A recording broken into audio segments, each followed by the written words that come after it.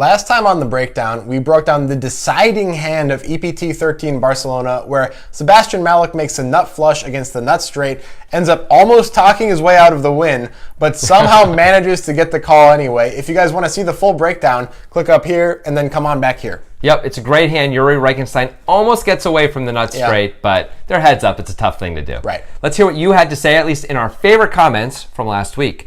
Hayden Cardew says, or really asks, is it ever valid for Reichenstein to lead on the turn? After calling a re-raise on the flop, he looks strong, so if he leads with a 3/4 pot bet, he's surely only going to get the pot there, or at least know that any call/raise will likely be a stronger hand. Sorry for the quite possibly terrible suggestion, which I have to say means you've got to be from the United Kingdom, right? Yeah, that's super English. So polite. Anyway, also I'd like to say, we don't mind any suggestion that's analytical. We like all of your analytical comments, no matter how confident you are in them. We like to hear what you guys have to think. Yeah. So please, feel free to comment anything that you have to say. Yeah. Unless it's really mean, then it hurts our feelings. That said...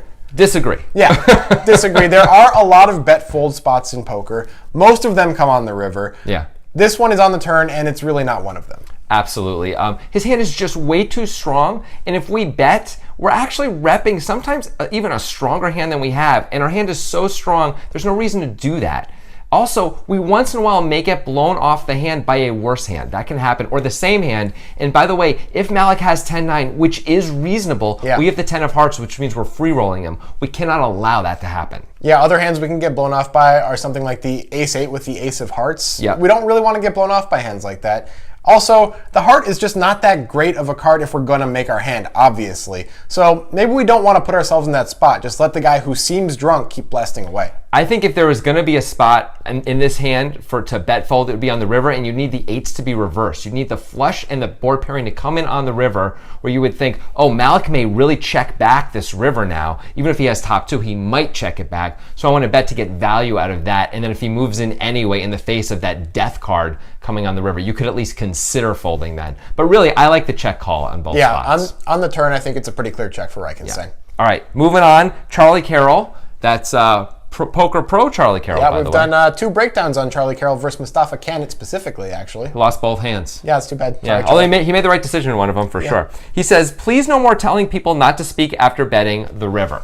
Well, it's funny that Charlie specifically would say this because in both of those breakdowns, Mustafa bets the river, then starts talking to Charlie, and Charlie believes he has a tell on Mustafa. Yeah. So, I'm sorry, Charlie. I didn't really mean to influence your opponents. I don't really think I did. I'm guessing this comment is a little bit more flippant than that. So, I'm glad you watched. Charlie plays in like 100Ks too. Yeah. I don't know how many of the 100K people are watching this and think, well, now I'm not going to talk on the river because Grant said so. The poker guy said so. Yeah. But maybe. Dario San Martino's like, oh crap. Good point. Going to write that one down. Note taken. All right. Finally, Tim J says, you didn't mention the 10 of hearts blocker Reichenstein holds.